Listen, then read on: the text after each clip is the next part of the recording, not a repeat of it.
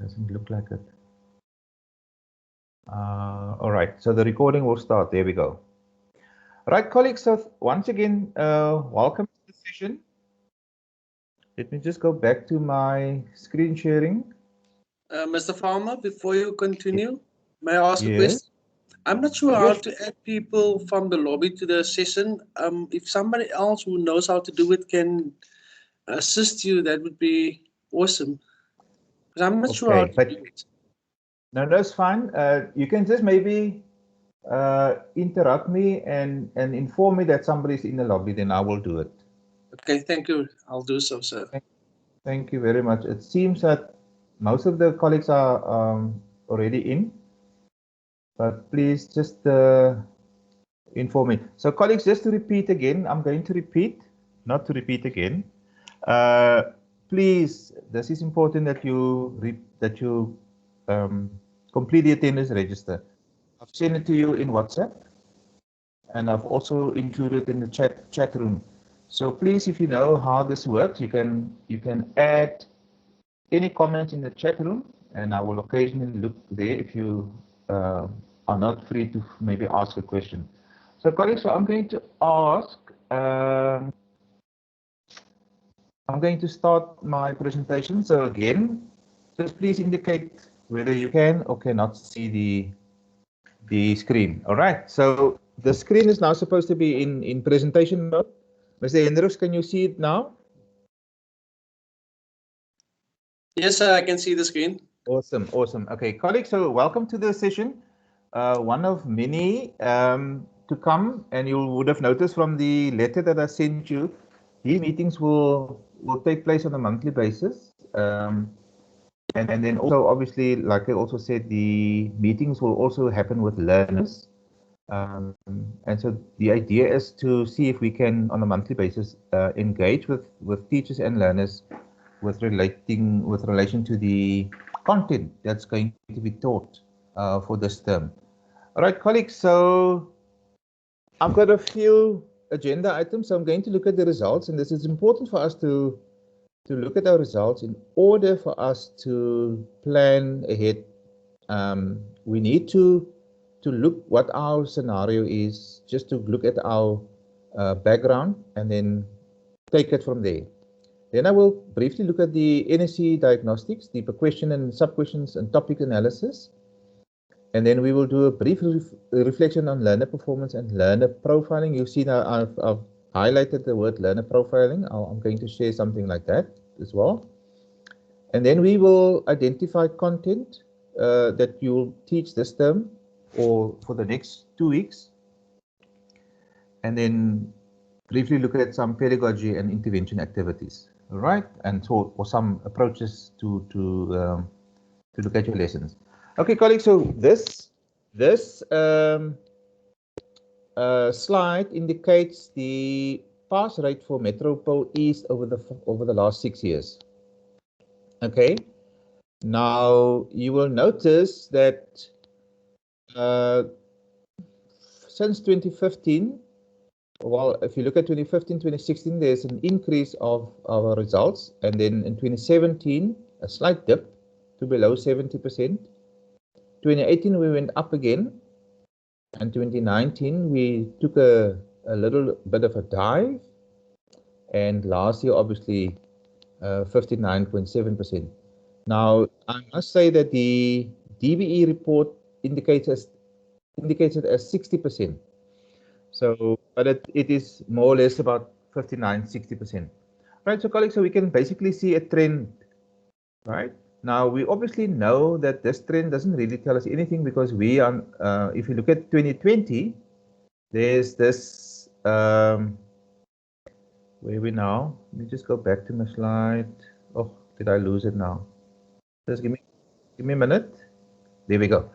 All right, so colleagues, so you know that obviously 2020 was an unusual year.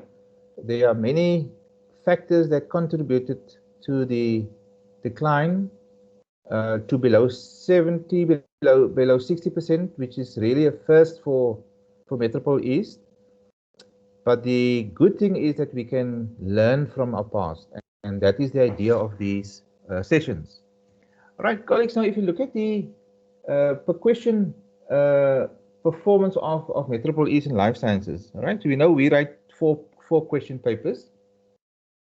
And if you look at the first column here under paper, you'll see that for paper 1, the average for our district for the paper was 30.4, whereas the average for the province was 33.6. So it indicates that our district fared about 3% lower than the province for the whole paper. Now, if you look at question 1 to 4, the average for question 1, which is mostly your multiple choice questions, your terminology, and your matching columns, there the district fared or obtained 42.7, almost 43%, which is about almost 3.5% lower than that of the province. All right, colleagues. So that is something we must keep in mind. And if you look at the content of those questions, then we need to sort of check what is it that we can do to arrest that. In question 2 of paper 1, slightly low, and we will look at the questions in question 2 just now. Average for our district is 25.1, which is about 3% lower than that of the province. All right. Then question 3, average for our district is 26%, which is minus 3.5%, 3.5% lower than that of the province. And then the essay question, question 4, 19% colleagues. For the average for the province is 21.9%. So it's about 3%, 2.6% less than that of the province. Now we know traditionally learners, and I've marked question 4 in the exams, we've noticed that learners just give up. You know, they abandon question 4 because they perceive it as a very difficult question, which it isn't. But obviously there aren't any question 4s this year, so that is a thing of the past. So we can actually ignore, but we can't ignore the content of the question, right? Paper 2, colleagues, overall for the district, we did slightly better than paper 1. You'll see it's almost 40%, which is just under 3% below that of the province. I just want to apologize for the noise in the background. The gardening services of the district decided to do the lawn, cut the lawn on this day that we decided to have a meeting. Paper 2, colleagues, question 1, you'll see that the average for Metropole East is 48.9, say 49%, which is almost 3% lower than that of the province. And so the picture that you see, colleagues, is that we have been performing lower than that of the province. So just keep that in mind. Question 3, 35.6, almost 36% average, which is 2.6 below the provincial average of 38.2. And then the question 3, an average of 29, almost 30%, which is 3% lower than that of the province. And question 4, you can see the essay in question 4 was about DNA or nucleic acids. It may have been a nicer topic for the learners, and I do think the essay was relatively easy, and that explains the higher average for question 4 in paper 2 than when you compare it to the question 4 performance in paper 1. And you'll see, colleagues, that our district only performed about 1.6% below that of the province. Right. So this gives us an idea of the cohort of 2020. Now, I mean, we know that the learners sitting in front of you this term or this year is not the same learners, right? So we know that. So, but the question is then, why do we still look at the results of last year? So, colleagues, the reason why we do that is we assume that if the cohort of 2020 struggled with a particular topic in those respective papers, then there is a high likelihood that the cohort of 2021 will also struggle. And for that, we need to maybe look at our pedagogy. How do we bring the content across to the learners? So that might also be a reason, right? I'm not saying it's the only reason, but it could be a reason for the performance of a particular year group, right, colleagues? Now, if you look at the average performance per subject or per sub-question, colleagues, in paper 1. Now, colleagues, I just want to point out that this, let me just go back. This particular graph was done according to the rash analysis during the marking process, right? And the rash analysis gives us a picture, a pattern of what the total cohort for a particular province will be, all right, or for the country. So this is what happens. It's almost like a statistical sample. And if you look at the sub-questions, question 1.1, 1.4, 1.5, the learners understood those questions much better compared to 1.3, question 2.3, 2.4, and so on, all right? And then there you can see question 1, the average there, average percentage is 49%. But remember, this 49% is different to the 49% that you saw, or not the 49%, the 19% here. So we mustn't confuse that for the district, okay? So that percentage that I'm pointing out here is the sampling that they did earlier on in the marking process, and that is what they suspected the learners will do, which is obviously a totally different picture than what we eventually saw. But this gives you an idea, colleagues, of the performance of the learners in 2020 for the various sub-questions. All right. So if we look at 1.1.1, I mean, paper 1, question 1.1, obviously those are multiple choice questions. Average performance there was 70%. Question 1.2, biological terms, 62%. Now remember, colleagues, it's in these questions in section A that the learners can actually make up marks.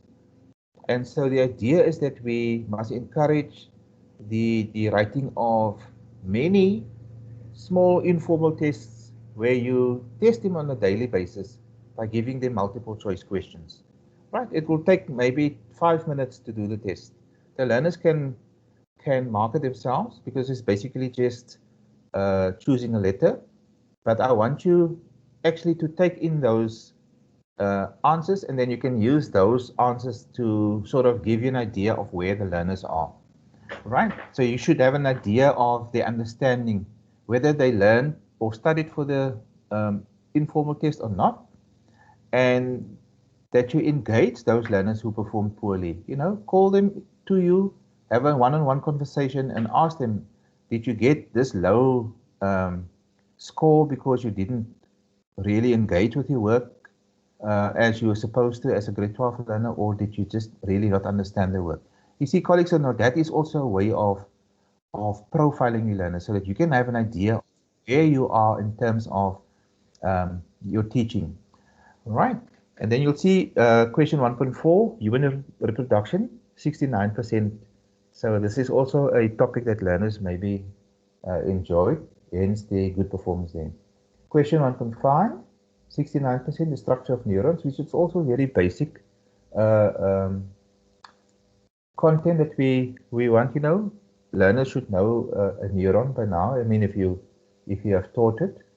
Then, colleagues, section B, question 2.1, the nervous system, parts of the brain and ear. Now you can see this average, colleagues, is low, which is, 56 is not high. And this indicates that learners still struggle with the parts of the brain and ear and the functions of the ear, which indicates that this might not have been taught properly in the past. And also, if you consider that it makes up a bigger proportion of the paper, all right? And that tells us, colleagues, that we must focus more on this part when we get to nervous control, of humans, right?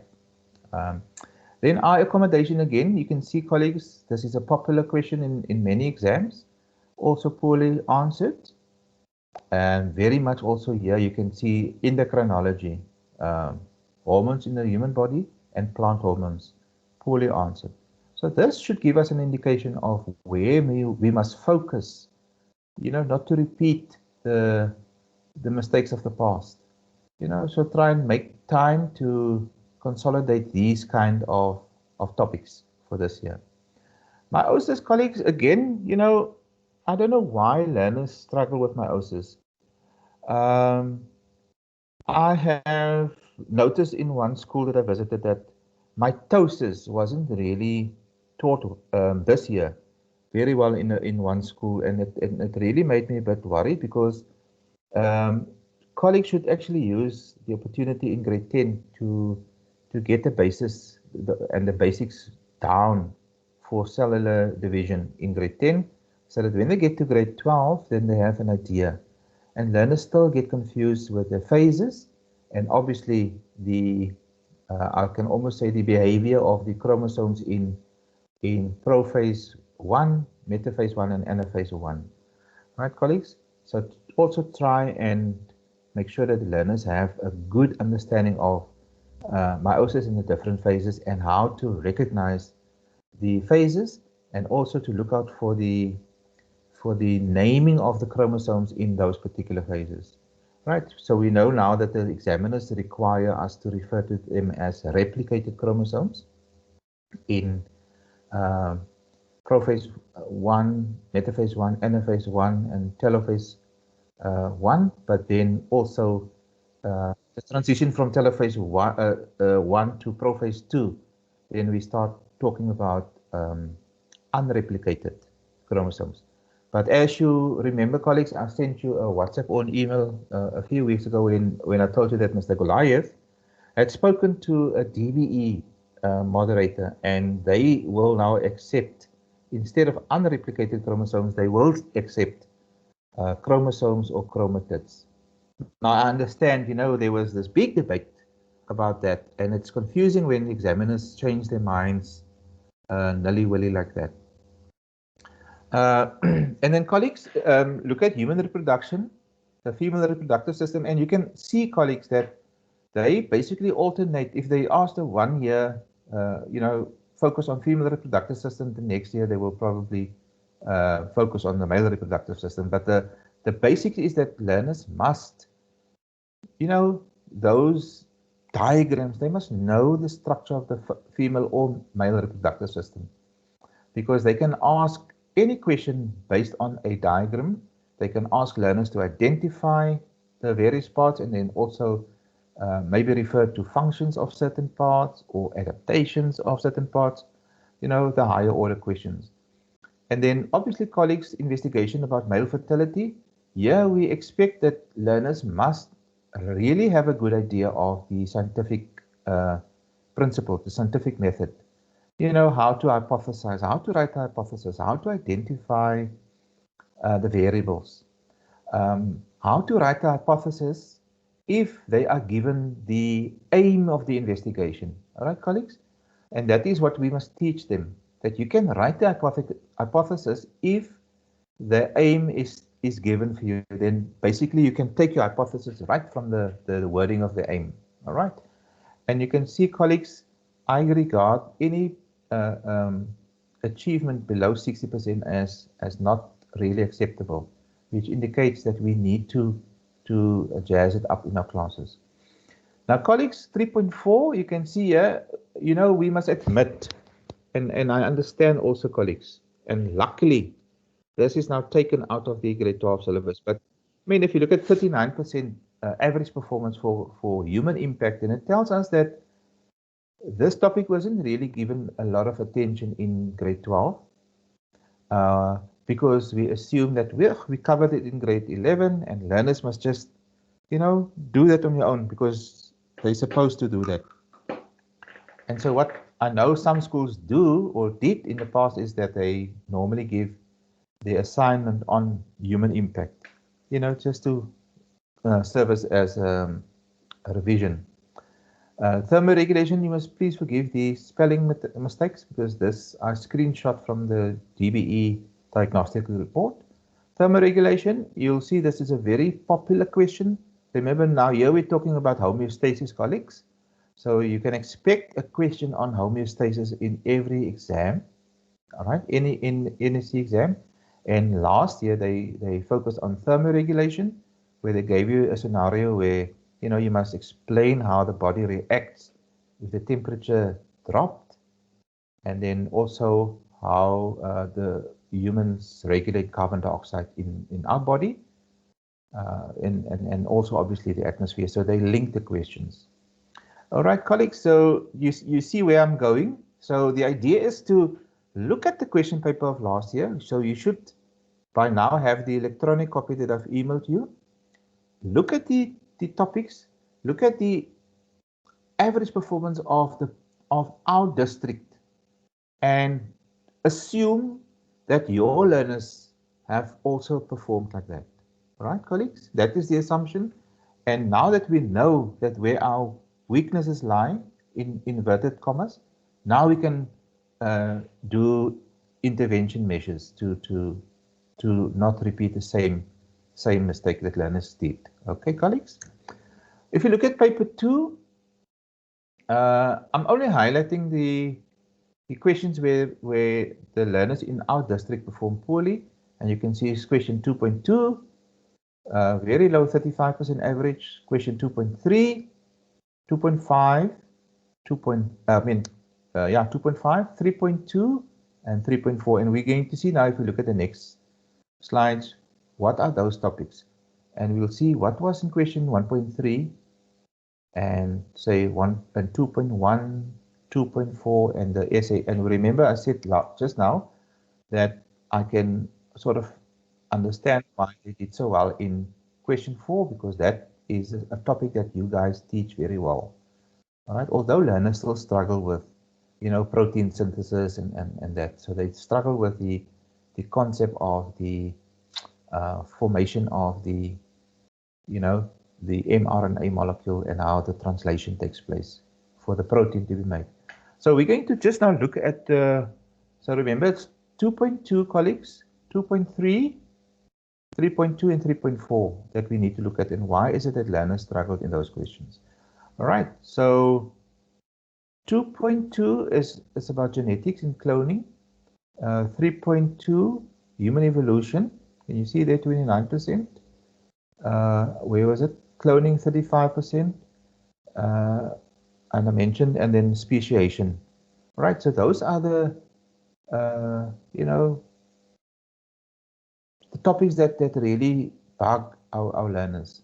Again, 1.1 we know multiple choice questions, and those obviously the topics are varied. Terminology question, 48%. Matching A and B columns, 76%. So that was well answered. Meiosis in paper 2, slightly better answered there, I see.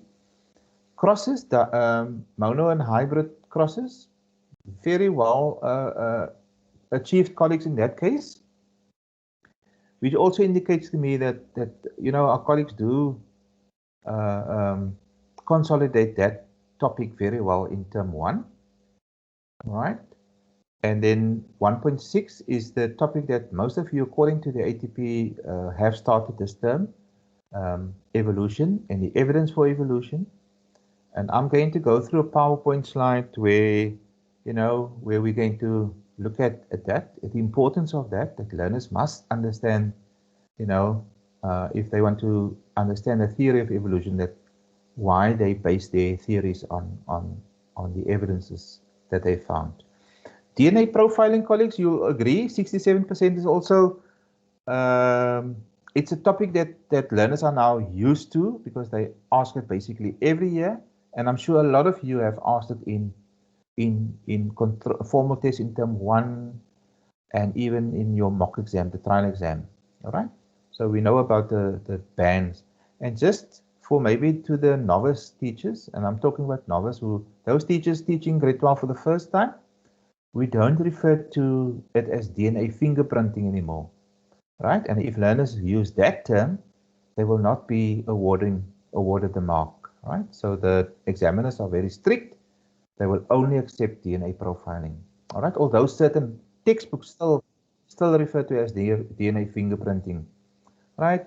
The fingerprinting idea was just for learners to understand basically that, you know, each fingerprint of or physical fingerprint of humans are unique.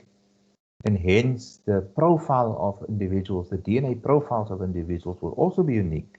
And that can be used to maybe determine paternity or to identify remains or lost children and so on.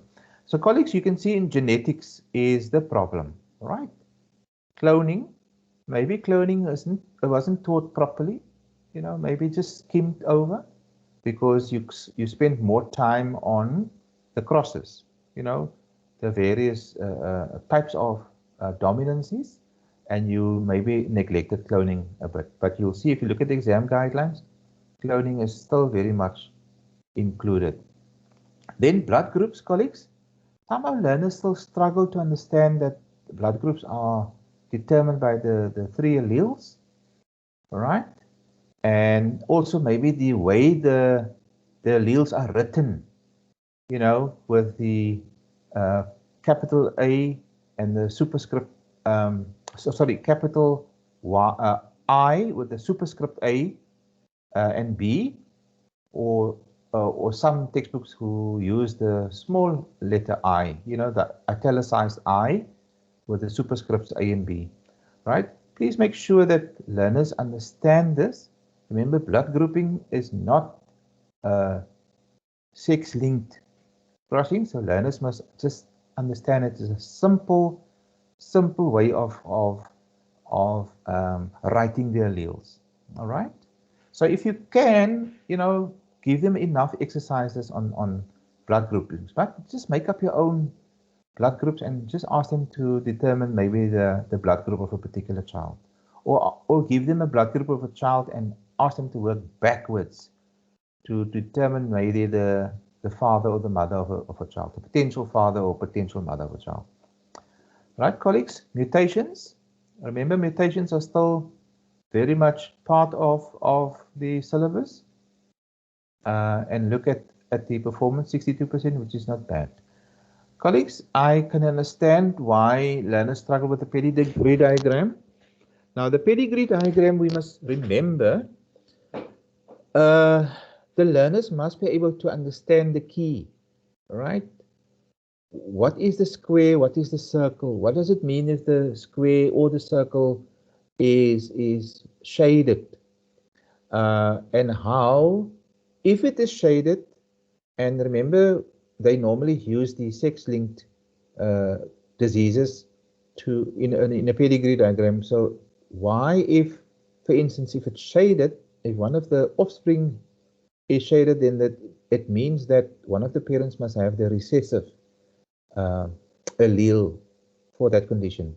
And the only way really to teach this, colleagues, is practice, practice, practice. One example for them is not enough. Please take some time and go through past question papers and give them at least 3 or 4, 5 activities, similar problems to do, and use the time to actually go through it. And you'll be surprised how learners, their minds just open once they see the picture. And I'm sure if we do that, we can see an improvement in that. Now, guys, colleagues, I understand, I can babble away now, and you'll say, but where's the time? There's not enough time in class to do this. So I'm asking you maybe to improvise. If I mean, a lot of matrics have access to cell phones. They can do it at home, and they can take screenshots of their completed pedigree diagram and share it on a group that you've created. And then you can also then encourage a discussion on a particular diagram.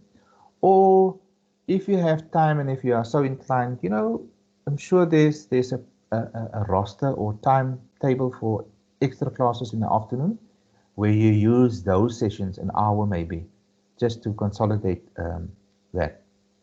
Then, colleagues, evolution, natural selection, 49% is still not really what we want. It's not acceptable. So that also tells us that learners have a poor concept of natural selection. And we know that natural selection links back to meiosis, colleagues, because you can't have natural selection if you don't have variety. All right. I often used to say that, variety is the spice of life. It makes life more interesting, and for species to survive, there needs to be a variety, or diversity, genetic diversity in a particular population for them to survive. And so we can use this opportunity when we teach natural selection, while it is still fresh in the minds of the learners, to refer back to, the work in term 1 that you've done. Just briefly take them back and to say, can you guys remember that in meiosis we said these are the following reasons that we have a variety in humans or plants, animals, and it's because of meiosis. All right, colleagues, and then human evolution, we know that this is not 20%, 29%, 30%. We know that learners struggle here because here I think they struggle with maybe the scientific terms of all the hominid species.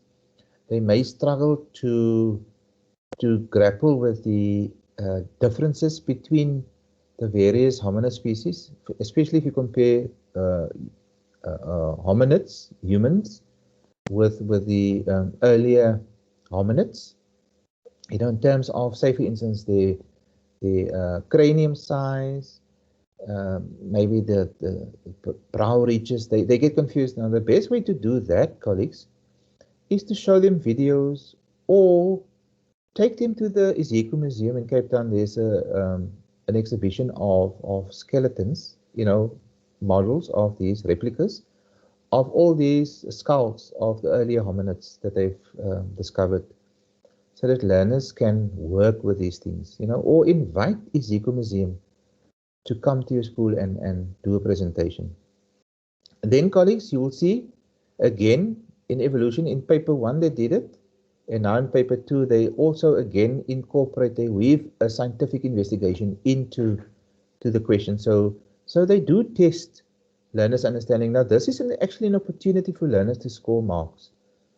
In these questions, it's basic, where they basically ask you to hypothesize, or they ask you to identify variables, or they ask you to indicate why you have reliability, and validity. And those are the things that we've drilled into our learners since grade 8, hopefully. I always advocate that we, those first 3 days of the year, to start with the scientific method. Even if they've done it in grade 10, do it again in grade 11, or do it again in grade 12, until it comes out of their ears. They can moan, but you will know it is for their own benefit. And then, colleagues, again, the essay, question 4, dealt about the DNA structure. It's about 2%, 2 marks. You'll see I've got a Word document that I've created just to show how many marks they were allocated for the structures, about 2 marks. And then replication is very simple. That is also a part of that work where you have drilled in. We sort of drill it into them about the double helix that unwinds and it unzips, and one of the 2 strands will act as a template, so those are the stories that we want learners to know of heart. And if you look at the Mind the Gap booklet, colleagues, you'll see, and even in the exam guidelines, if I'm not correct, that the examiners have basically given the memorandum answers for replication or even protein synthesis. And then obviously the significance or the importance of replication for organisms. All right, colleagues, so this is now just for me to give you an overview of why learners could have potentially have fared poorly in certain parts of the question.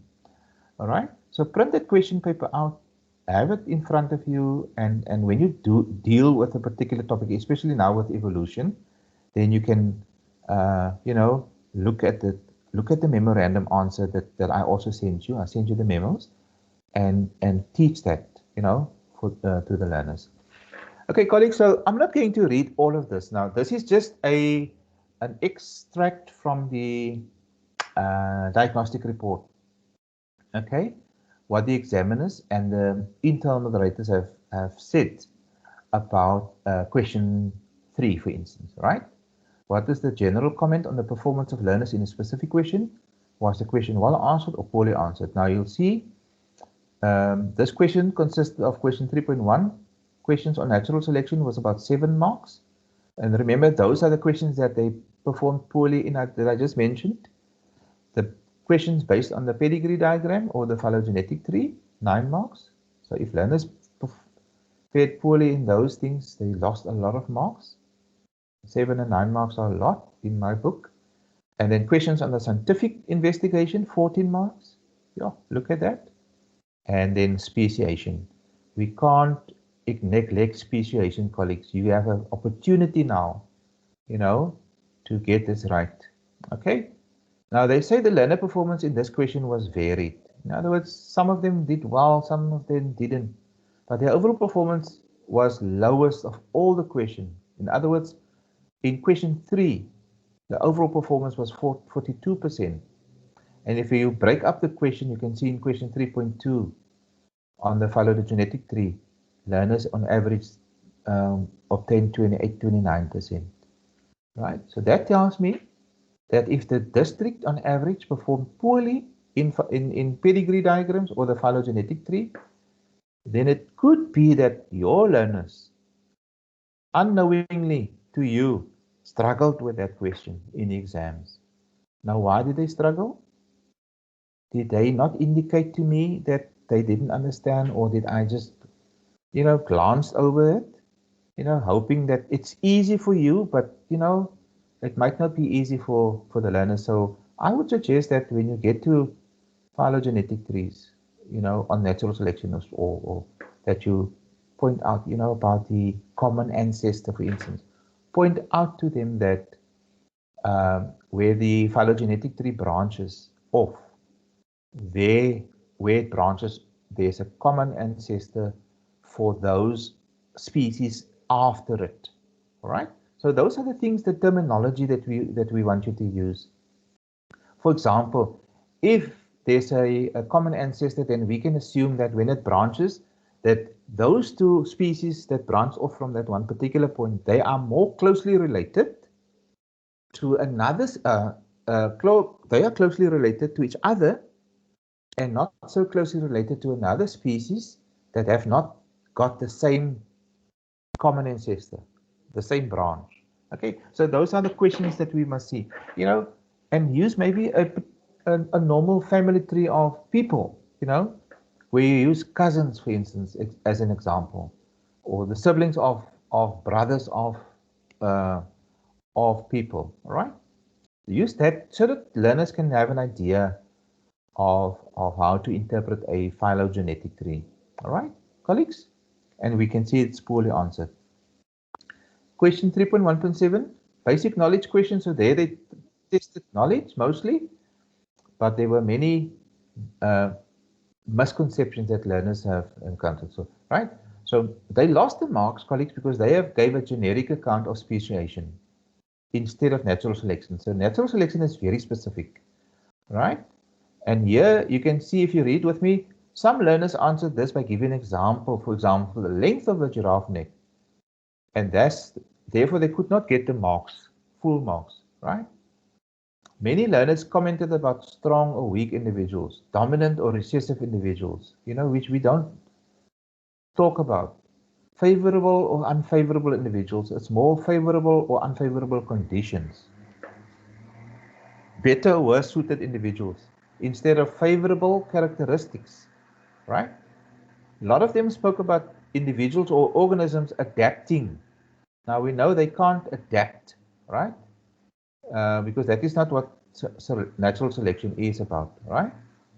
Or they simply state the phrase survival of the fittest, but they don't give an explanation. What do they mean, survival of the fittest? The fittest to survive, maybe, the unfavorable conditions in a particular environment. All right. So there is a lot of confusion, colleagues, between population and species. And here you have to take learners back to grade 10. You know, those definitions that we drilled into them, the differences between a species and population, right? Especially when it relates to natural selection. Um, and then learners wrote about variation occurring between species or among species, as well as species of populations, right? So this is important, colleagues, to stress. Learners also answered incorrectly by comparing Lamarckism to Darwinian evolution and natural to artificial uh, selection.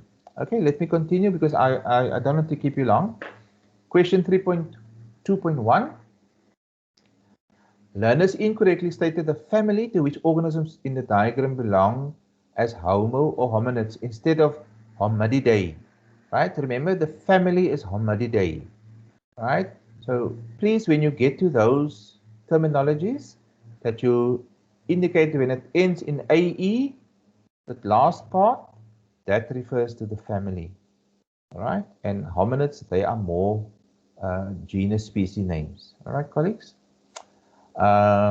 People or learners confuse the family name with the common ancestor in the diagram and incorrectly indicated that the organism belonged to the family uh, Australopithecus afarensis. Okay? Because this is not a family, this is a genus and species. Né? Right? The whole thing is not a species, that is genus, subspecies afarensis. Okay? Question 3.2.2, colleagues. They achieved only 1 mark. Remember, that was a 2-mark question because they did not describe how the evidence showed advancement in human development. Right? They simply stated what evidence had been found. Learners refer to an ancestor in the spiritual sense or cultural sense, you know, rather than biological sense, the way we speak of a biological common ancestor. Right? So it's not about spiritual ancestors. So when we teach these things, colleagues, you know, then we must distinguish, you know, even if you can maybe describe in your mother tongue that it's not the same as our spiritual or cultural ancestors, right? And then 3.2.3, the time, this learners incorrectly read the time as either 1 million years ago or 4 million years ago, or range between 2 to 3 million years instead of just 3 million years ago for that period that we spoke about. All right, colleagues?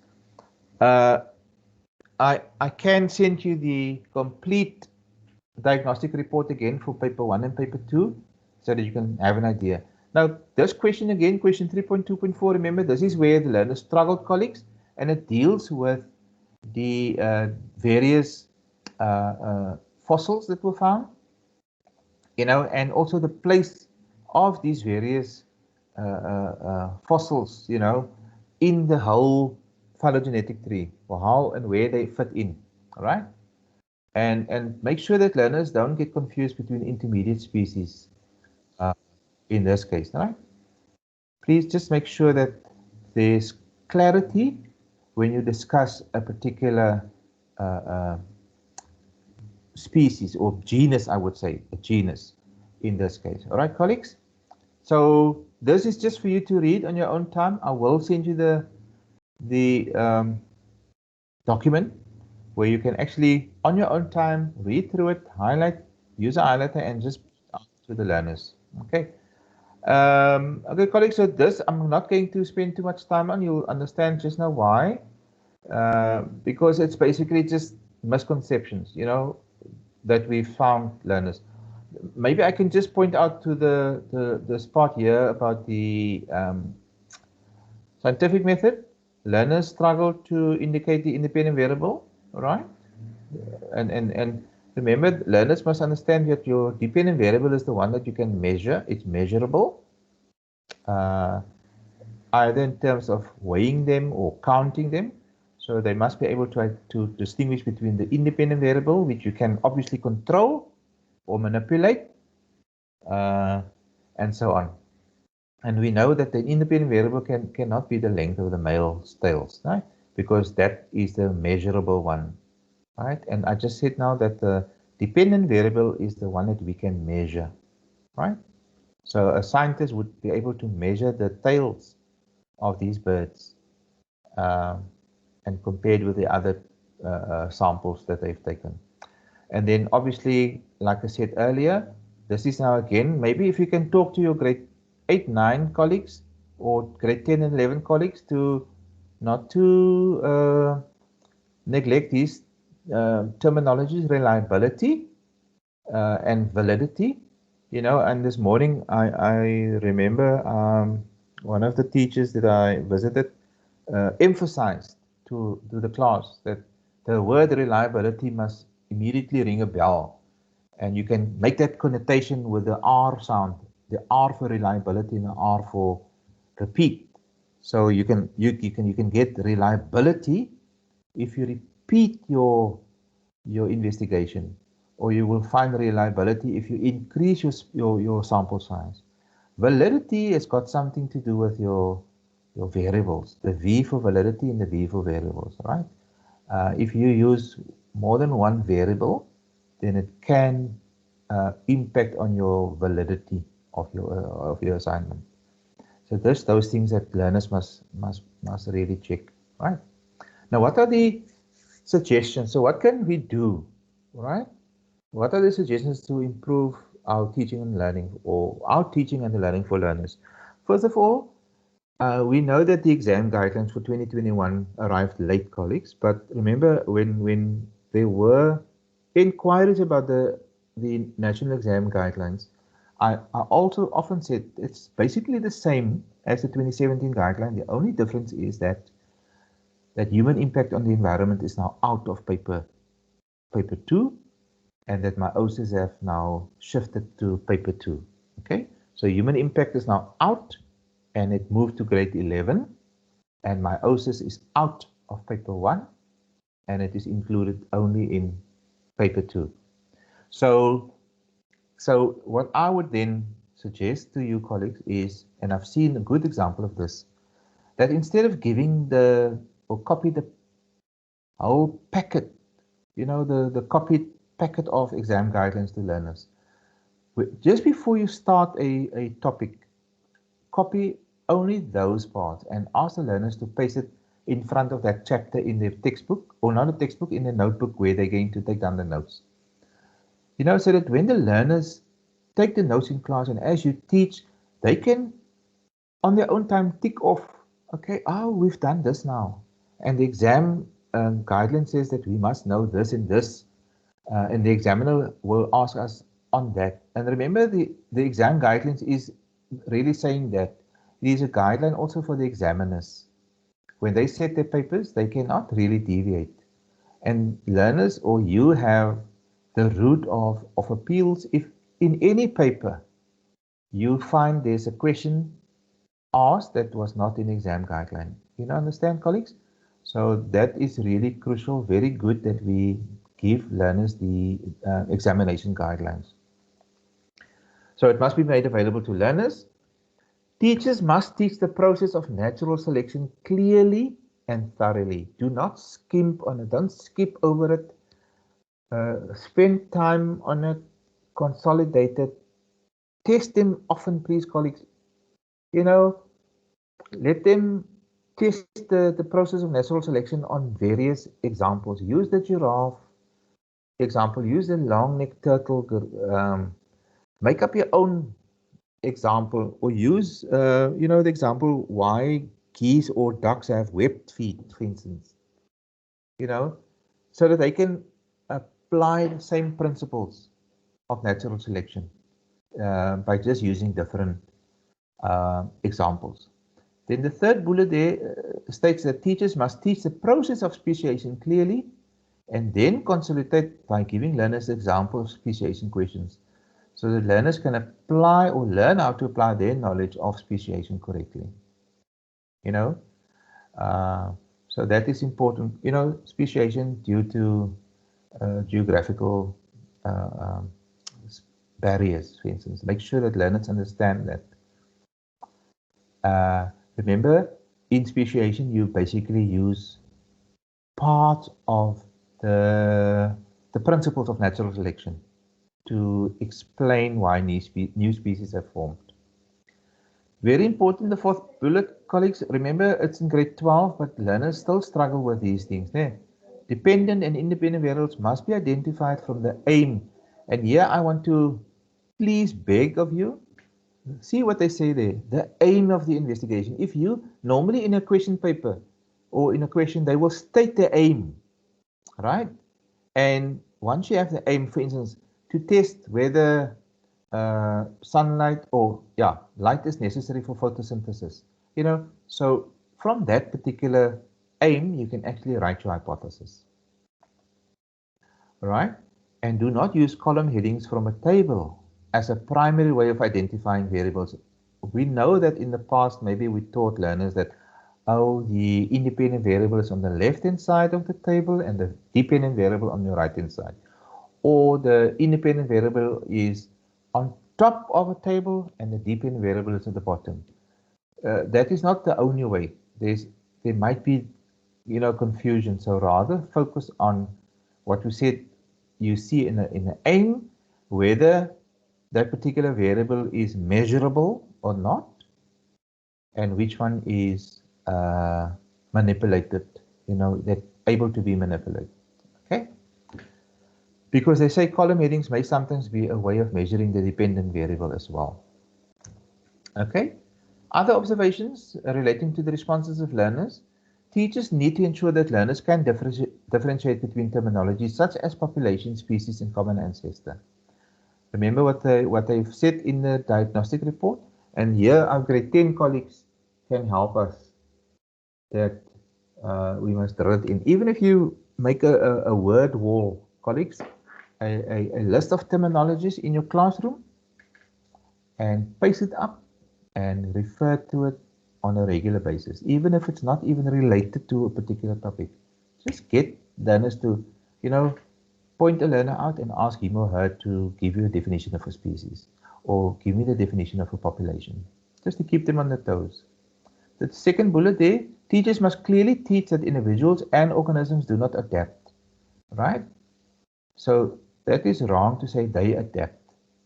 Instead, they already possess adaptations that make them better suited to an environment. That is the difference, the key. That is why certain organisms can survive in a particular environment, because they have the adaptations already in them, right? Like, I mean, if the learners say that an organism adapt, then they say that they apply the theory of Lamarck, because now the organism wants to achieve a particular goal just in order to survive. He stretched his neck. He wanted to adapt to the environment, stretching his neck, right? So colleagues, we know that is wrong. Be careful to talk about intermediate species, colleagues. When we teach evolution, it's more transitional species. That's what we need to. So just delete that word intermediate species from our vocabulary. And then lastly here, teachers need to understand that learners understand that in evolution, transitional species have shared characteristics of both the ancestral and descendant species. So that is maybe why they get confused with intermediate, because the word intermediate tells us it's in between, like in the middle of the two. All right, colleagues? But the word transition is actually more descriptive. It's a gradual, because that is a word, what I understand about transition. It's a gradual change from the one form to the other without really noticing it, right? So we see that these transitional species have characteristics that you would have found in the ancestral species and in the descendant species, but not similar, right?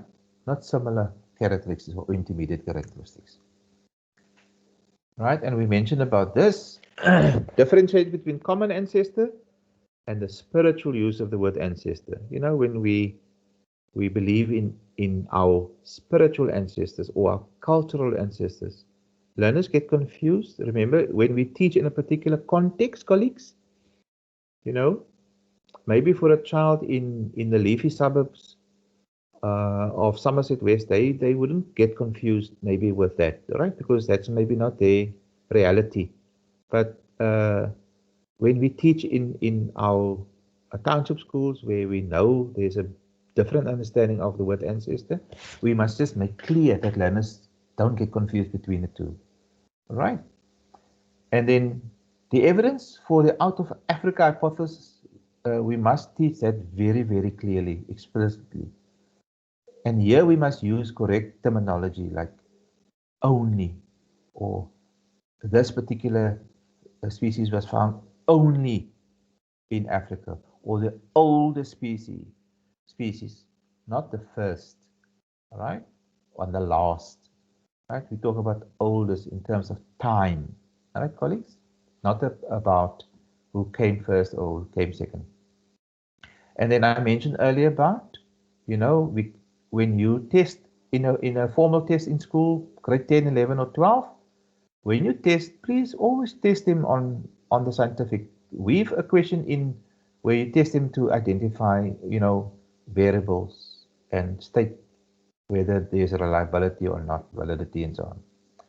Because this is the cornerstone of the scientific method, and we will find it in every exam. I can put my head on a block that they will definitely test that again. Now, colleagues, you'll see, and I'm going to quickly share another slide with you, and I'm going to, not a slide, but a document. And I want you to take note of that. But basically, if you look at this, by analyzing the report of the examiner, you can also make your own analysis, colleagues. That is why it's so smart to do an analysis of your test.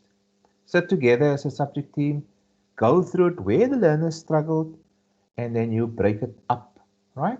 So when we try this, and in the words of Mr. Focus, because this I borrowed from his presentation, when we do this different approach to our teaching, we actually capture the interest of our science learners. It makes them want to learn more, right? You show them that you are passionate about the topic. You bring PowerPoint slides into class, posters, print it out, colleagues. If you don't have a PowerPoint, if you don't have a projector, print it out, color it in. Ask a grade 8 learner to color certain things in for you. Blow it up on an A3 paper and put it up and use it as a teaching tool. You can also then enhance the learning or the learner's conceptualization and understanding of a particular subject topic.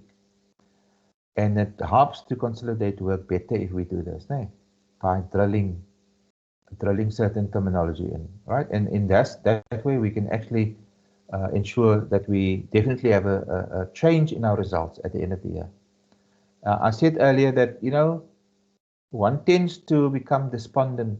And I mean, some of you will remember when the marks came out or the results came out in the beginning of the year. Yes, we all stress. I mean, I also stress because I also want the district to do well. And so, yes, it was stressful for me as well.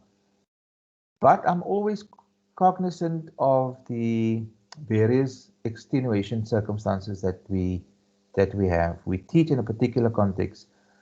But what I want to say, colleagues, yes, Metropole East struggles a bit because our context is different. We have, my and Mr. Gabriel Agallis of Metro South, we have the highest number of life sciences learners in the province, right? Compared to districts like Metro North, Metro Central, they don't have as many life sciences learners. And if we look at the number of learners in our district, often it is the case where there's poor subject choices. The subject packages in the schools are not geared, it's not streamlined enough, and learners just take the subject. And we sit with grade 12 learners who should never have taken the subject in the first place. And obviously coupled with that, the learners are progressed every year because there's also still that political correctness that we can't let learners stay behind the grade.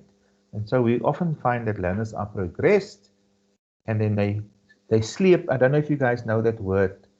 They sleep or drag that subject basically over to the next year. They never pass it. And then we sit in grade 12 with that learner and we need to perform miracles with that learner, right? Now, this is not the end of the presentation, colleagues. That is now just to thank you for paying attention to this. But now the next thing that I'm going to do is important because it deals with profiling of your learners. Now, I want you to just pay attention, and then I'm going to go back to, there we go. Now, where is it now? Yeah.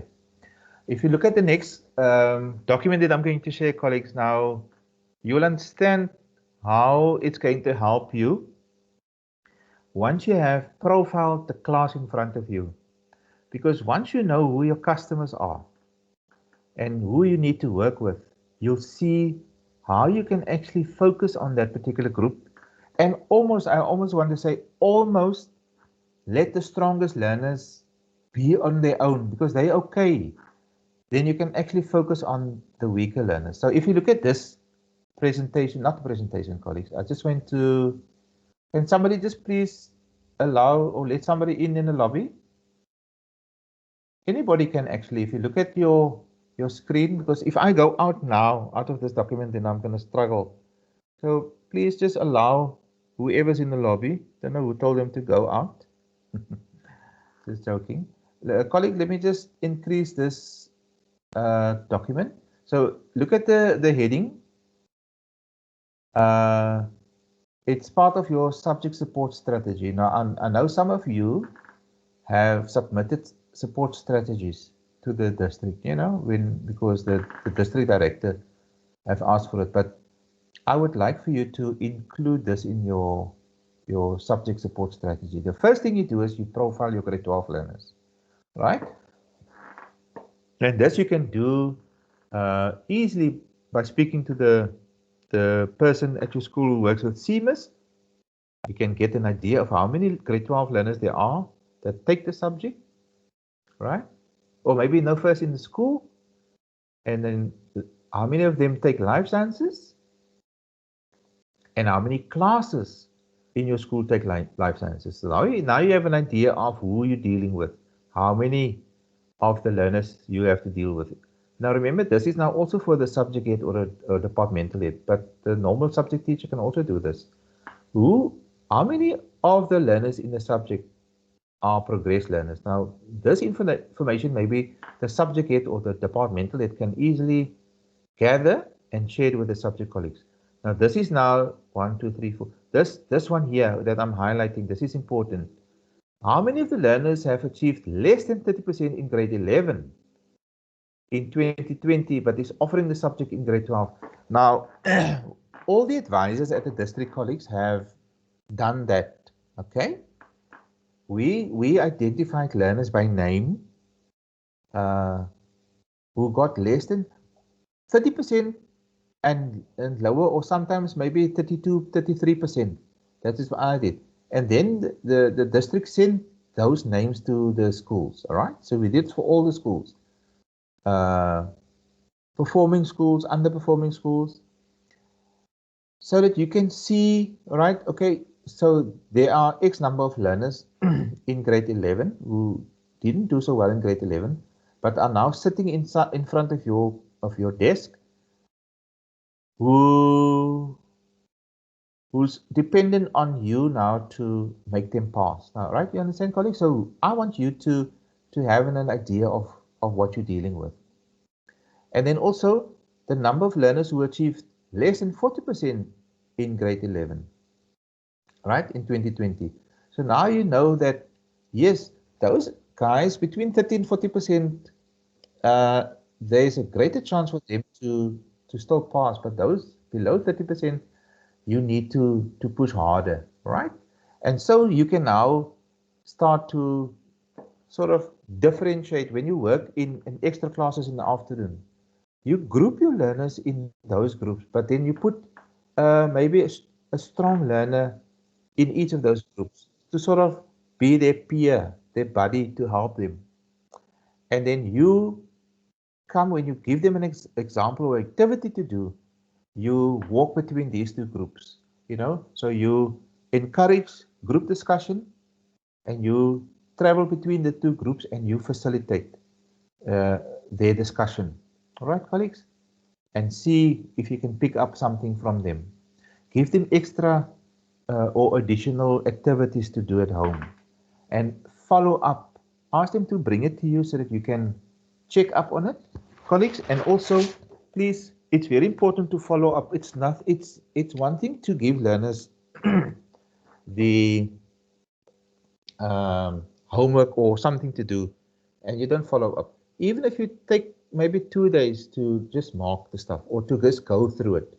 You don't have to physically mark everything, but just go over it, and then you can give that learner feedback, so that he or she can go back and go and focus on a particular thing that you gave him or her. All right, colleagues? And then this is very important. Colleagues, this last row, the number of learners who have changed the subject to life sciences in grade 10 or 11 or 12.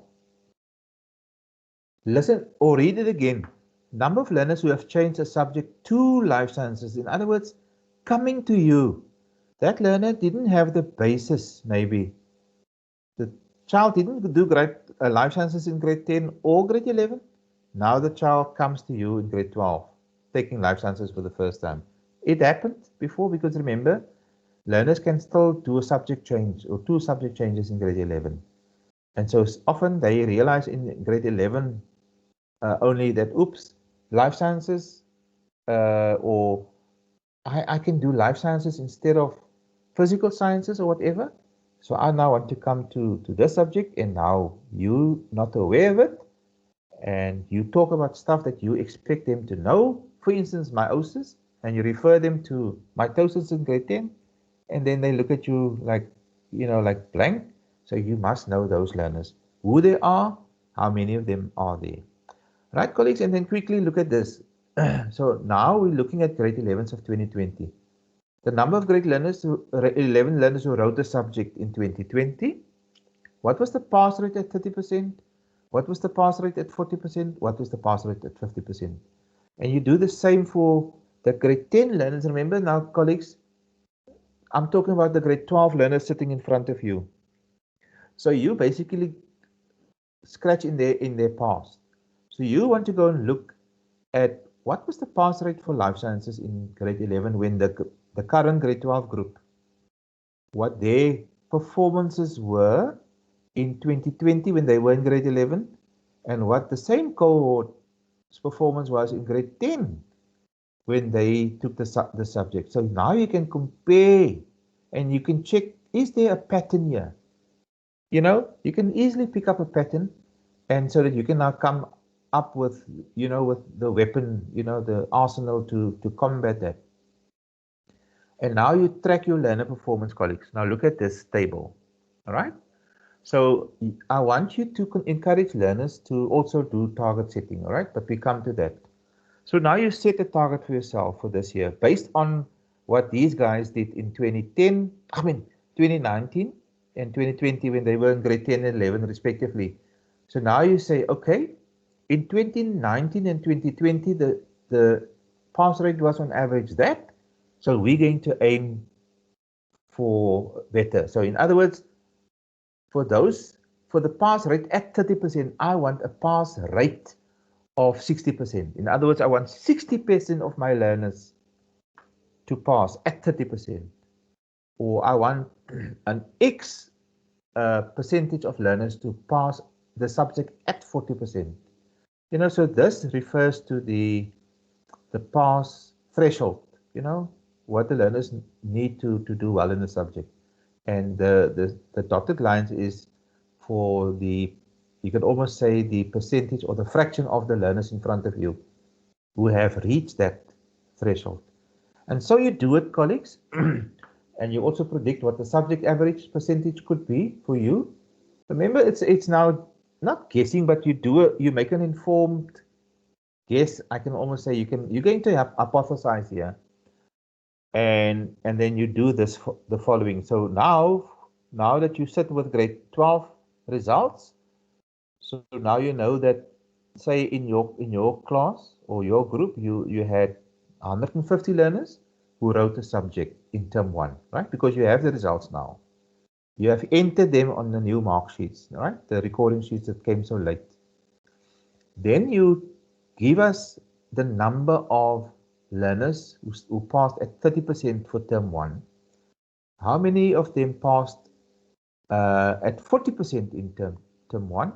And how many of them passed at 50% in term 1, right? What was the average? Because the average you can see on the recording sheets on top, right on top. You can get the average percentage there. You also put in there, remember, all of these learners, those numbers there, some of them are progressed. They are there. You must find out who they are. In most cases, you know who they are if you have taught them the year before. Please put that number down there and make sure you know who they are. And then lastly, what is the pass rate of all the progressed learners at 30%? In other words, these guys, if you put in here 6 learners, right, colleagues? Let me just give an example. If you can see there, say for instance 6 learners in your class are progressed learners, then I want to see here what was the pass rate of these guys, right? At 30%. In other words, when they just scrape through the barrel to get 30%. Now you'll do the same for term 2, guys. Remember, you write control test or formal test, and then you compare term 1 and term 2 with each other, and then do it to term 3. Now by term 3, this is now when they almost going to write the trial exam. So now you have an idea of where you are, and then you can push. You know, that last push where you make sure that, yes, I'm going to, like for instance, these guys, the progress learners, you know, they only need about 30% to pass. So you're gonna make sure that you only, you know, they must focus on the multiple choice questions. You know where they can score good marks. Put them on a different program, so to speak, and make sure that they just master the basics in order to scrape through at 30%, colleagues. You know, so don't give up on those number of progress learners. And then, guys, this is now how it is now, right? So this is also a reminder of what I did once when I was a teacher.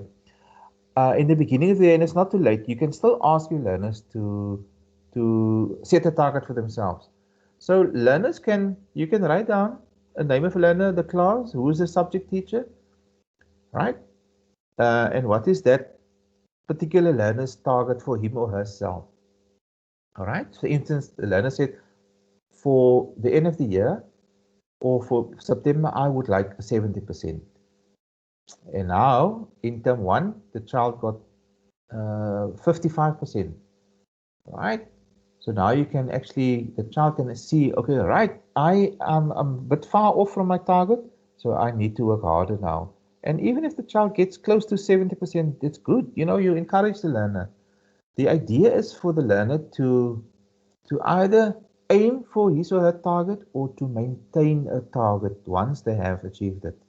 Now, when I visit schools, guys, a lot of you know when I come in the beginning of the year, I often use the analogy of an aeroplane or a passenger plane taking off from an airport, you know, and how they must reach cruising altitude as soon as possible once they've taken off.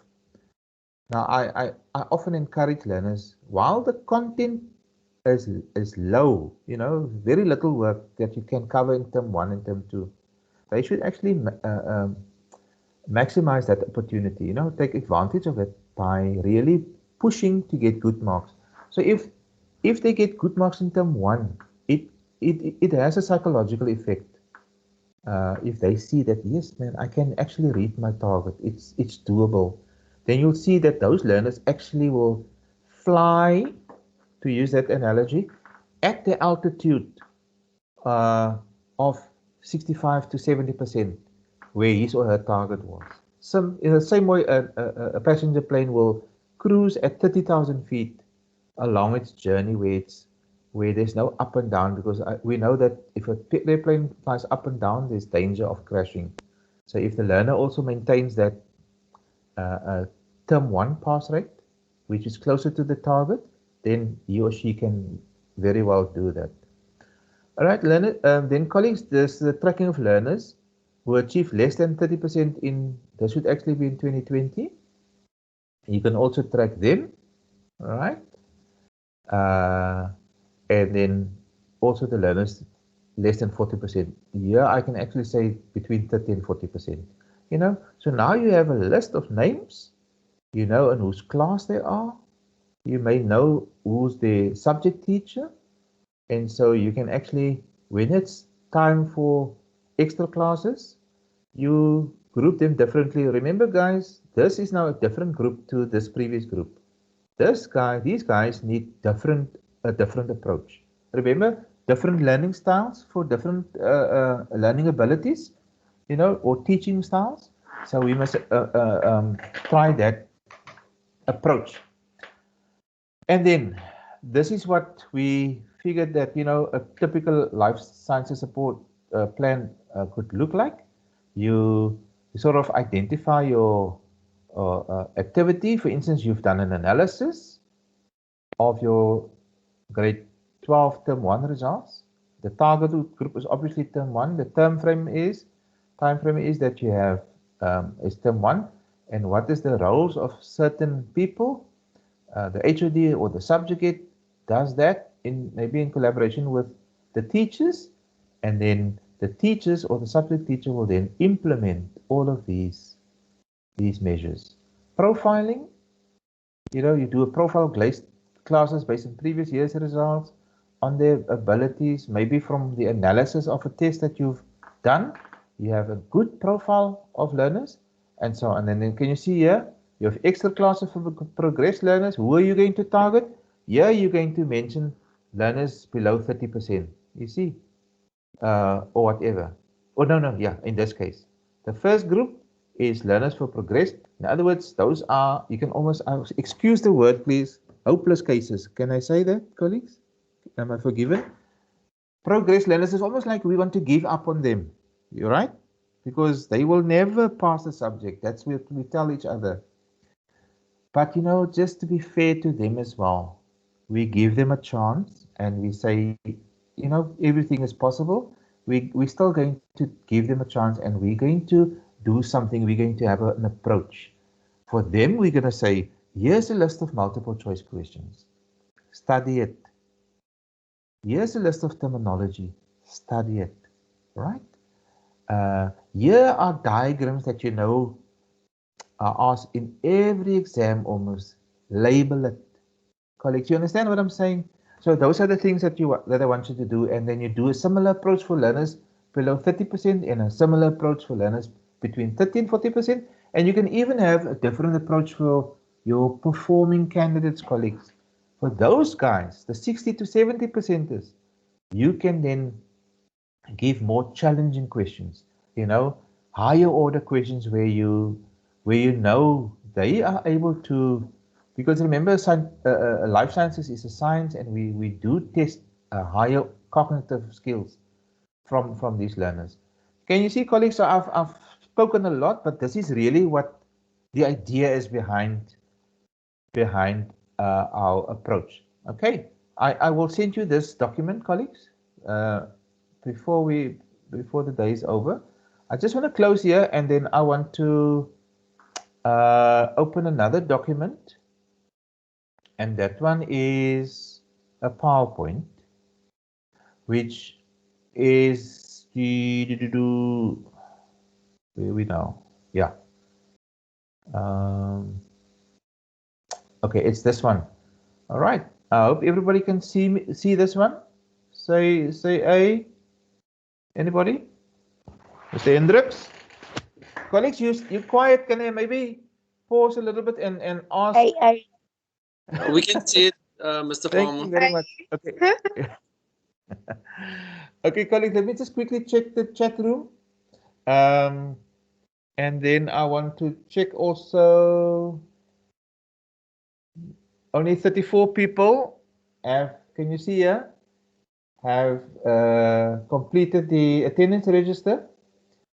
Now, colleagues, let me just please ask you to do it, because remember, the names must go to the coordinator, the manager, and the director. And I know who I've invited. Remember, I invited all the grade 12 teachers. Well, not all of them, but grade 12 teachers of selected schools. And then they're going to ask, but why did Mr. X and why did Ms. Y not attend this? And then There's some loud sharing. oh, Kobe, okay. there's some Well, loud oh, sharing. thank you for that. Thank you very much. So you still have until tonight then, hey, to can I send the reminder out later again for the attendance register to completed, ne? Yeah. Thanks. I forgot about load shedding. So thanks. Yeah, I didn't realize we're back where we were. Okay, colleagues. So to come back to the presentation that I wanted to do, can you see it still? Just anybody? Please. Yes, we can see it, Kobe. Thank you very much. Okay, Yes, we colleagues, can so see it, sir. thank you very much. So guys, I'm not gonna teach evolution now, ne? So please don't misunderstand this. I'm going to run through this PowerPoint presentation very briefly, because this is what our managers want us to do. You know, to just maybe facilitate the approach that you must have when you deal with evolution now, ne? So the first thing we do is we look at the examination guidelines, right? So we give a learners a copy. We have a copy in front of us, and we look at exactly what it is that the exam guidelines tells us to do. We must give the learners a definition of what is evolution, the biological evolution.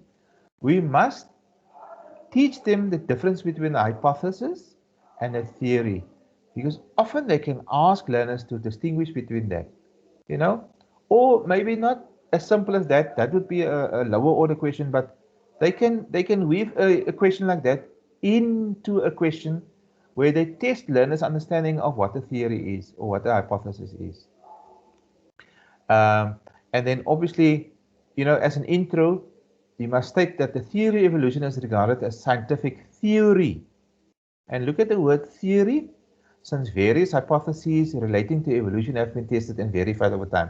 Now, this is a good opportunity to allay the, can I say, allay the fears of learners who have a strong religious background, you know, who might be rattled by this teaching, you know. It's almost like, you know, my teacher is now trying to convince me that, you know, there was no such thing as creation. Now, I don't know what your religious convictions are, colleagues, but I've always said, you know, that is why I say, please tell the learners it's a theory, right? It is science, it's a theory, because a lot of theories need to still be proven. And that is, once you say that, the learners actually get sort of relaxed. Now, and then it also helps the conceptualization of the whole topic, which is quite a very difficult thing to teach. Now, look at this, colleagues. The evidence for evolution. This can be easily not ignored, but not treated with enough attention, you know. So we need to explain to learners about the fossil record, right? There's a link to that for grade 10 syllabus. Also, the biogeography, grade 10 and 11, you know, how the distribution of species across the planet, the Earth, you know, with the continental drift and all of that, so that learners can see that, you know, why would we find flightless birds in South America, in Africa, and in Australia, New Zealand? Why do we find elephants? No, not elephants. The camel and the dromedary, if I pronounce the word correctly. You know, the single hump camel and the dromedaris in Asia. You know, Middle Asia, Middle East, and things like that, so that they can have an idea. Why do we find the baobab tree in Africa and on Madagascar? You know, so that the learners can have an idea of their biogeography. And then the modification by descent. In other words, the homologous structures between, and you'll see there's an image in one of the slides about that, and then genetics. You know, the mitochondrial DNA, the Y chromosomes found in men only, and so on, and that would help them to understand. So you constantly link it to past work that you've covered. Then variation, colleagues. Can you see this is now again where you rely on your grade 11 and grade 10 colleagues. So they teach this, you know, in grade 10 when you do population ecology, and again in grade 11 when you do population dynamics, just to emphasize the definition of species and populations. And then this is so important, really, colleagues. A review of the contribution of each of the following two variations that exist in species or among individuals in species. You know, the role of meiosis, specifically crossing over in prophase 1 and random arrangement of chromosomes in metaphase 1. The role of mutations, which can be random, which can be lethal, which can be neutral, right? Especially the neutral mutations that don't harm the organism, but you know, it slowly effect changes in the species. Random fertilization, you know, one male lion or one, can I say, one zebra stud being able to randomly fertilize an X number of female zebras in a herd. No, that is random mating. Random fertilization is, you know, the randomness of millions of sperm cells, you know, fertilizing in the egg cell. So I just mixed the two, right? You understand, colleagues? And learners should understand that it is really a game of, you can almost say, chance. And that is actually what makes life so interesting, because it's not so clear cut. It is random, and that is really the reason why species survive. Obviously, adverse conditions, and then continuous and discontinuous variation, that learners also have an idea of that. So terminology, colleagues. So now this is now where you would maybe spend time on your definition, your word wall. And I encourage a lot of colleagues to do this. Type it out or write it on with a black marker on say an A4 page of paper, and or make flashcards, you know, where on the one side there's the definition, and on the other side is the actual explanation or description, so that whenever you teach a particular topic, it's always in the face of learners. You know, in the view, when they enter the classroom, they see the definition, and then you can actually put learners on the spot. You know, like Pity, will you tell us what the hypothesis is? Or Sunny, what is a fossil? Or what is paleontology? What is meant by biogeography? You know, colleagues, so that is what we want to do. So once learners know the language they're going to use in a particular topic, they will do better. And then continuous and discontinuous variation. So basically, so you asked them what is evolution, blah, blah, blah. So it's an introduction. It's a slow change, genetic changes that life forms have undergone over a long period of time. That is evolution. And we know that evolution takes place. It's just that we don't see it because it's such a slow process, and it happens over such a long time.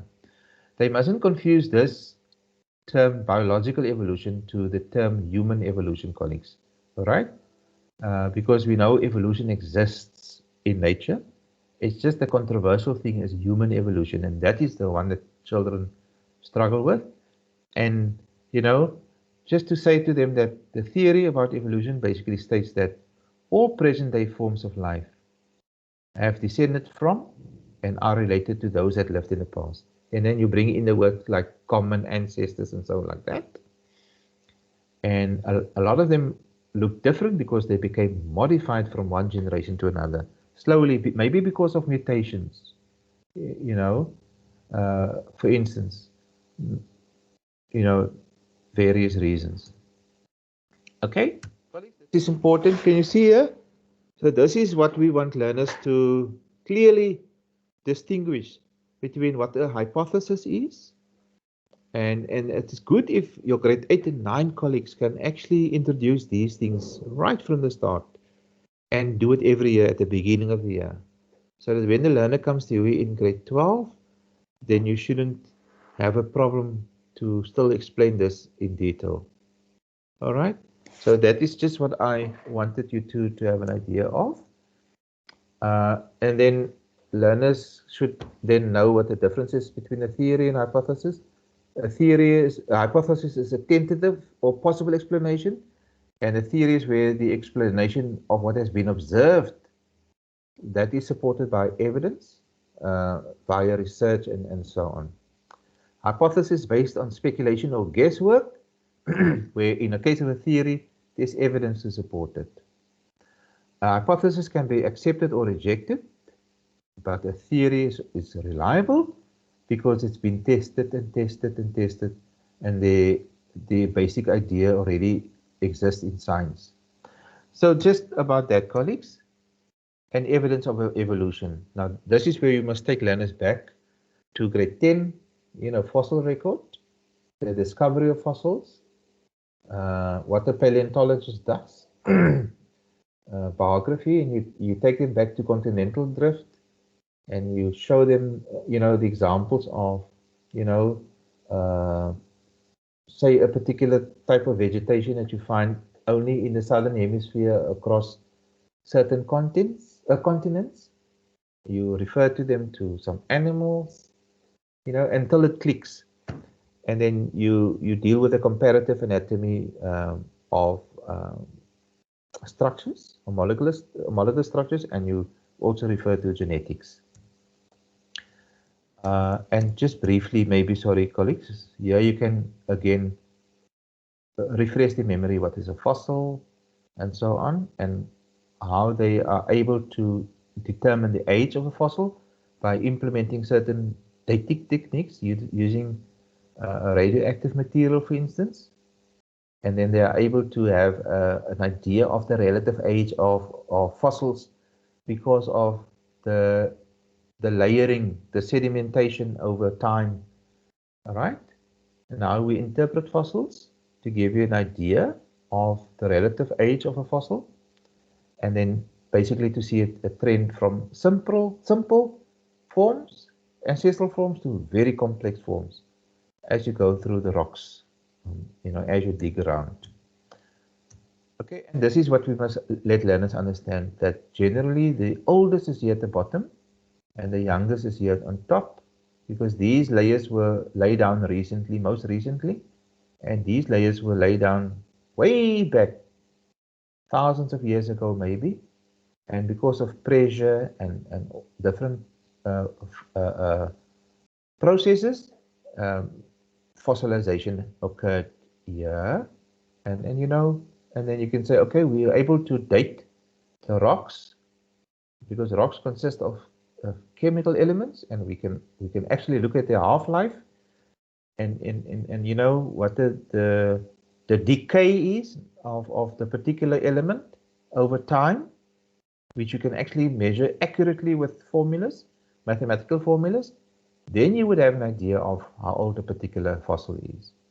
All right, because some of these fossils are not intact anymore, not so perfectly preserved. And this, colleagues, you see now, this is what learners struggle with. I mentioned earlier, remember when we did the subject analysis, or the question analysis, we said that learners look at this diagram and then they give up because it's confusing. What is all these lines? You see, and so we must also, show them that from left to right is oldest to most recent. Although the number 10,000 looks more than 55, but here we talk about millions of years ago, and here we talk about thousands of years ago. So the learner must understand that the more you go to the right, the most recent is. And so now the learners can see that the modern elephant, the modern African elephant, and the modern Indian elephant, they have ancestors. Like the two of them have a common ancestor here by sea, right? So these two are closely related. They are closely related uh, in comparison with maybe the African elephant and the what is this thing now? Come people, help me, man. That woolly elephant thing in the Ice Age. Come, my clever colleagues. Mammoth. Thank you very much, colleagues. So you see, so you know, then you use the story of the cartoon that children must have seen in their lifetime about the mammoth, you know, Ice Age movies. And you tell the kids, look here, look, they have discovered these fossils in cold regions. And why did these mammoths have wool compared to the leathery skin of elephants? What does it say about the time that they lived, about the time of the earth? Did the earth undergo an ice age maybe? But the important, colleagues, what I really want to stress is learners must, if I can use my pointer, this is where you must stress. Once that fork happens, then you talk about a common ancestor. So all of these guys have a common ancestor, not all of them, yeah, all of them have a common ancestor here in B, right? And even A. And B's ancestor is A, right? But the elephant, the two of them have a common ancestor in C. So does the mammoth, okay? But these two guys don't, right? They are closer related. They look like they could be related to that, but they more distant relation there. And that is why if you look at the names of the these elephants, you know, it will give you an idea of their origin. Now, colleagues, this is what you must do. You must then try and look in other resources for different types of phylogenetic trees. So that the learners get used to, and they become accustomed and comfortable how to interpret it. You use certain words like millions of years ago, you know. You can even ask them how many millions of years ago did this particular species exist, right? So those are the questions. It's just about using the correct terminology. Remember I mentioned biography, colleagues? It's about the distribution of living organisms across the world in different parts. And here's the example. Look at the llama, you know, in South America and the Andes Mountains. But remember, if you the Earth is not flat. So if you look at the curved structure, you'll see that this part of South America, Brazil, fits in very nicely like a puzzle piece here into West Africa. So it means that the continents were once one, and that basically explains the similarity between maybe the dromedaries and this Bactrian. You know, I think the common name for the dromedaries is the camel. But you can see this camel has two humps and that one only has one hump. So they are closely related. Look at where their distribution is, their biogeographical distribution. And if you look at where South America fits into Africa, it makes sense that that part of South America fitted in there. So they, maybe in this area of the continent, these animals lived. And remember, there was, in the words of Darwin, there was genetic variety. You know, there was variety amongst the organisms. Some of these had two humps and some of them had one hump. And then the environmental conditions changed. And then they were separated by geographical barriers, you know, continental drift. And over time, this and that happened. You see, so you basically tell the story for the learners. And then, colleagues, this is what I mentioned earlier about the comparative anatomy. So you basically let learners have an understanding of, you know, like the mammal forelimb. We have a humerus and radius and ulna, and then the digits. And then you take them to a bat and you say, yes, okay, the bat also has a humerus, also have a radius and an ulna, and they also have digits, but their structures is slightly modified, you know, for a particular function. And this is now for swimming, not swimming, for flying, right? And this is a mole, same humerus, but then the radius and ulna are slightly fused, also has carpals and digits, and then at the end of the digits they are claws, but this structure now is modified for digging. And so you can also use the example of a whale, for instance. The whale will also have a radius and an ulna and all of that, humerus, but the whale's structure is adapted for swimming. And so you can go on and go on. And this is now, colleagues, also the conception of a common ancestor, because all of them have the same homologous structures, right? It must point to a common ancestor, all right? So now you sensitize learners about common ancestry and so on. And then obviously, because you are now building up, my colleagues, to human evolution, because remember now this is what the study wants us to do. We want to sensitize learners to that. And then you talk about genetics, the common origins, about DNA that's similar, you know, like the similar DNA structure in primates compared to maybe with humans, the sequence of genes that is similar in different organisms. The closer the similarity, the more closely related you are to, or not you, maybe the organism is to each other. Portions of DNA, maybe with no functions, that's similar in different species. And then identical protein synthesis and similar proteins in different organisms. Okay? For example, and this might, I don't want to offend people, but you know that way back before they produced insulin via genetic modification, they used or they developed insulin from the insulin of pigs, right? And we know insulin is a protein, and the protein of pigs are similar, not identical, colleagues, similar to that of humans. And instead of killing many pigs, they obviously decided, no, we're going to now use genetic engineering, and then they developed the insulin now, obviously with the help of bacteria and so on. All right, colleagues, so you see what I'm talking about here. Learners must understand. And then here, this is now grade 10 and 11 work.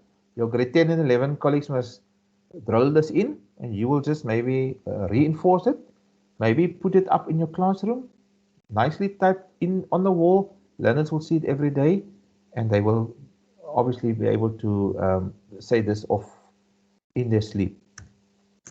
And then sources of variation, colleagues. There we go. It's going to go back quickly.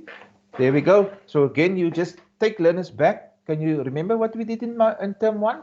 This is reason why we have variation, because this is what happens during prophase 1, blah, blah, blah, blah. And then we know that during metaphase 1 of meiosis and metaphase 2, for instance, for that matter, there's a random arrangement of chromosomes. All right? And then they also separate randomly and independently from each other to form new combinations of genetic material. And then obviously, just forgive me this, random fertilization. In other words, one sperm can randomly fertilize, or one of the millions of sperm cells can randomly fertilize different gametes in a female, or the one gamete, depending on how many gametes are released. Mutations, remember, colleagues, mutations is this is change in the structure of a gene or the sequence of bases in a DNA molecule. Now, some of those mutations can as neutral and it won't even affect it, and some are lethal, and some can, if it occurs in sex cells, and it obviously gets passed to new generations. And if it's passed on to new generation, that mutation, it can create new characteristics, new genotypes and phenotypes, because the gene is expressed in a particular protein, you know, a physical protein that forms bones or hair proteins or whatever. And then mating, we mentioned earlier, you know, when all females are potential mating partners for different males in a population. Just quickly, colleagues, briefly explain to them what do we mean by continuous variation, and you use this kind of example about the height of people. You know, you get people of various lengths, and you can see because there's variation in length in a particular human population, that is an example of continuous variation, right? There's like a transition in length, right?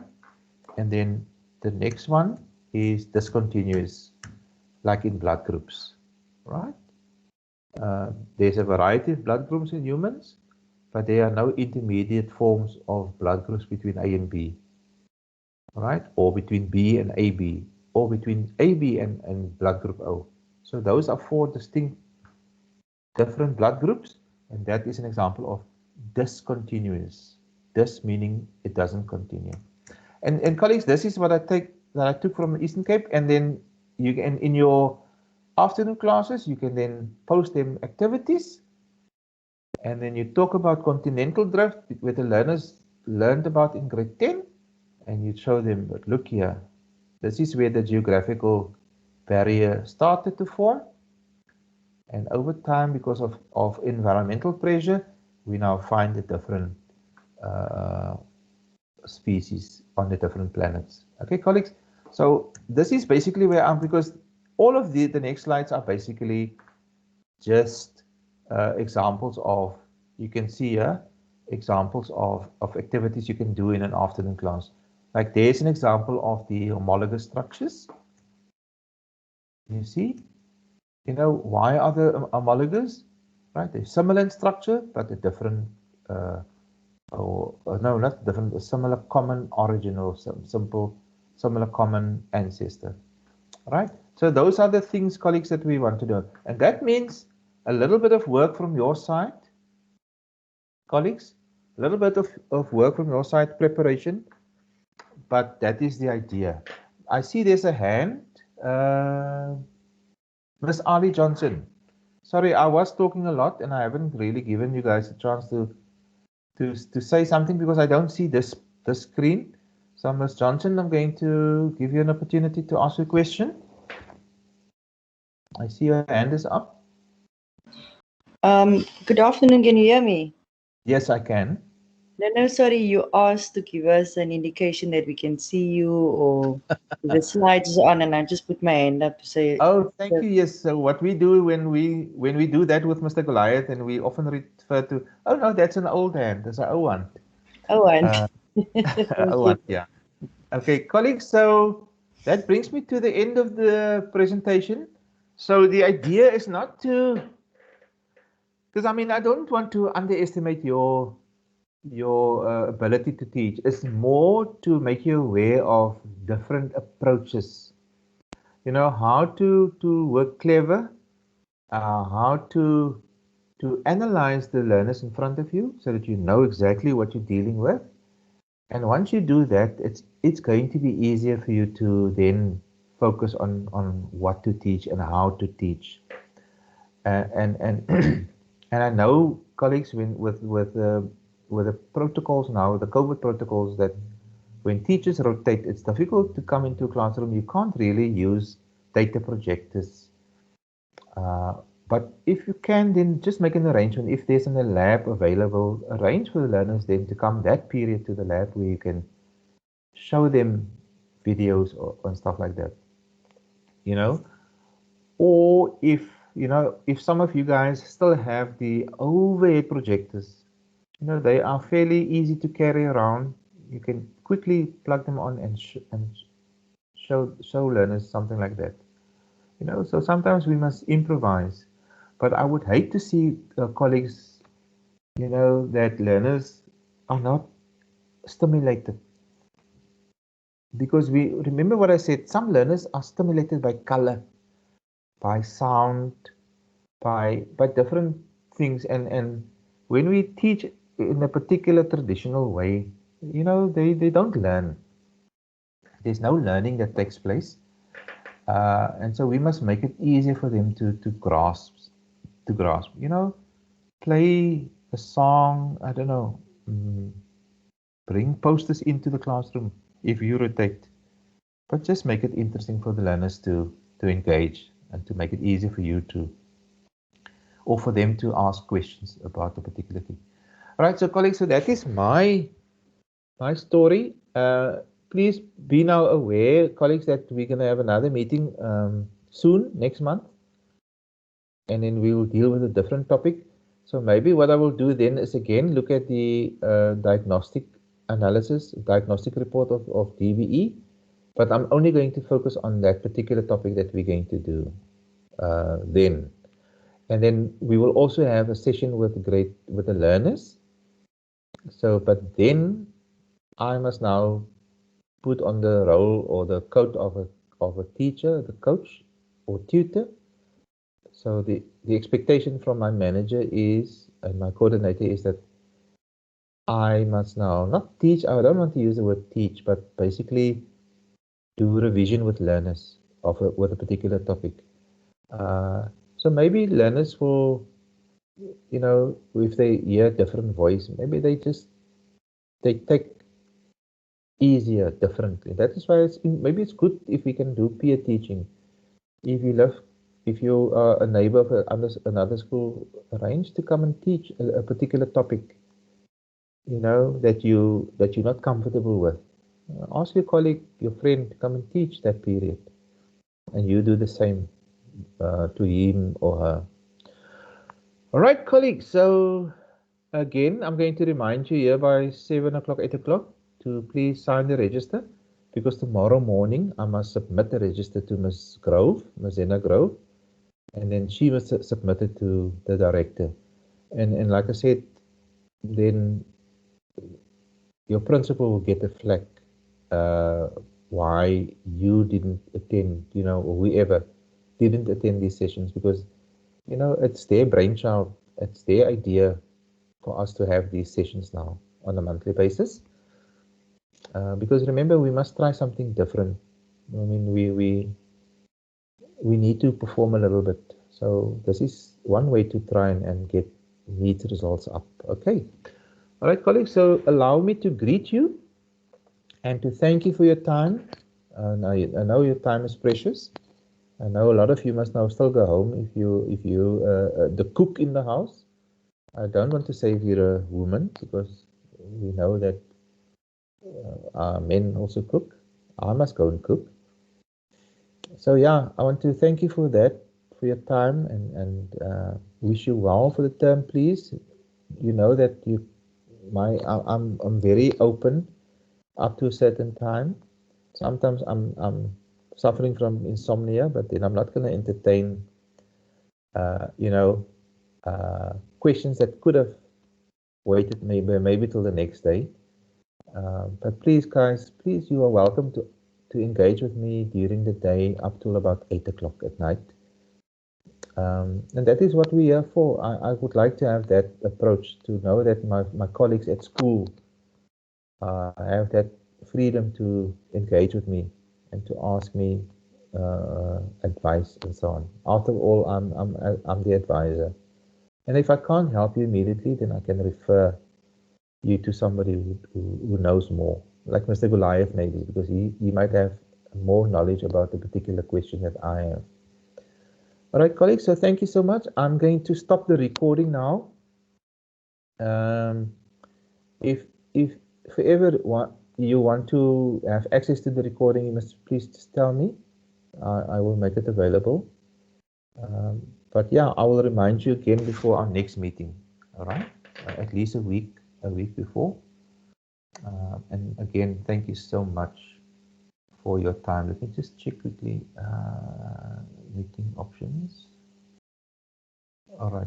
Yeah, so thank you very much, colleagues. I hope you have a wonderful evening.